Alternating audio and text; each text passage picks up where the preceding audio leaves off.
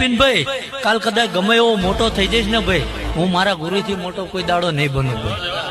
અને એને એવું નહીં કીધું કે જગતમાં જાત મારું ગુણ ગાજે, પણ મારી ગરીબીમાં એને કાંડું ઝાલ્યું હતું ભાઈ.